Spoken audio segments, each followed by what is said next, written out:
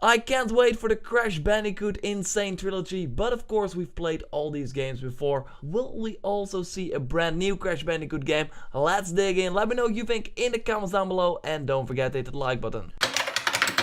This is the perfect world of video games. Every Friday we discuss the things that we want to see happen that aren't out of this world but have a slight chance of happening, like a new Crash Bandicoot game. I mean, the remaster is coming. So also a new game, right? Let's find out. In 2017 we will get the Crash Bandicoot Insane Trilogy on the PS4 and man, that looks really amazing. I expect a summer release.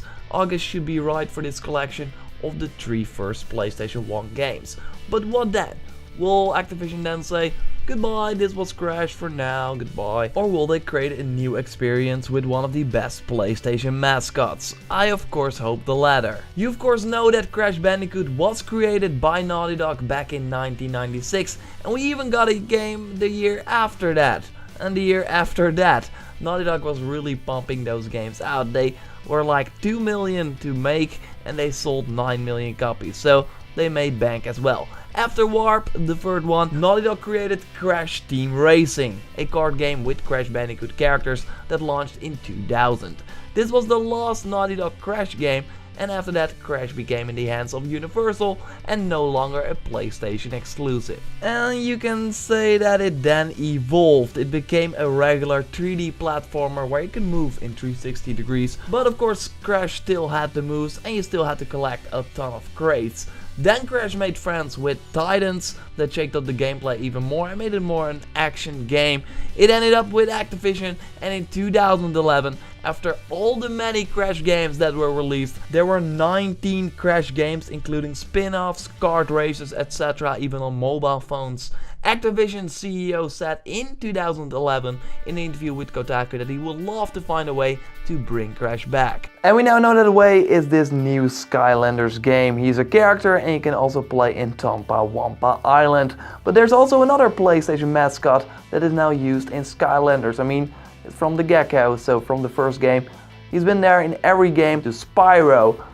But the future of this Skylanders franchise doesn't look so bright. Bringing Crash back is one of the attempts to create sales for these games, just like the Netflix series and the fact that you can now finally create your own Skylander, a feature that a lot of people asked for a very long time.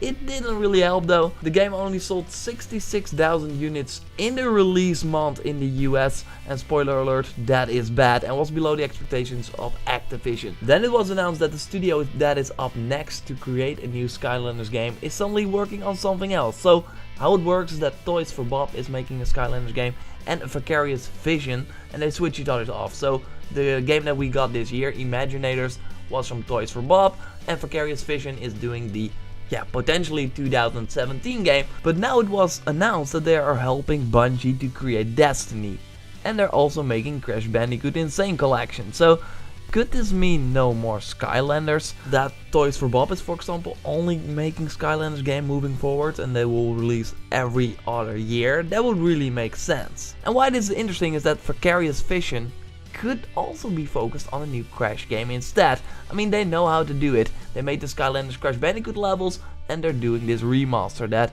I will say it again, looks insane. It's the Insane Trilogy. Anyway, it looks like they're preparing themselves. They're getting the original Crash knowledge to make a new game in the original style that we want. But it also depends on the Crash Insane Trilogy sales, of course. Looking at the hype though, and the amount of people that are excited about this trilogy and the return of Crash in general, shows me that it will be great and a lot of people will buy it. If Activision doesn't release in November or another crowded period, just do August 2017, just listen to me, that will be a great time. Summer, you have Tampa and Wampa Island, so we have some tropical stuff going on, makes a lot of sense. Anyway, it will be $40, so that is nice. I can totally see it succeed, and then we probably expect a brand new Crash game in, let's say, 2019, something like that. I mean, they could probably use the engine they're making right now for this old, for the remaster. They have the graphics already, so just create some new content. It will probably feel classic, like the Naughty Dog games, and it will probably be great as well. I really hope this. So to recap, if the Crash Insane Trilogy sells well, we will probably see a new Crash game in 2019 by Vicarious Vision that is already training themselves to be capable of making an insane new Crash game, because they're probably stepping away from Skylanders due to the poor sales. For now, we'll have to wait till summer 2017. I think it will be summer to experience the brilliant Naughty Dog games again. Personally, I can't wait. Bring it on. For now, we can just look at this beautiful, I really like it, Crash Bandicoot toy and wait for this remaster, like I already said. Anyway, this was the perfect world of video games every Friday here on Your Raptor, so be sure to subscribe, where we, like I said, talk about things that we want to see happen that aren't out of this world, but have a slight chance of happening. Let me know what you think about the Crash Bandicoot remaster and the new game that is probably coming in the comments down below. Like the video if you did, and I will speak to you next time.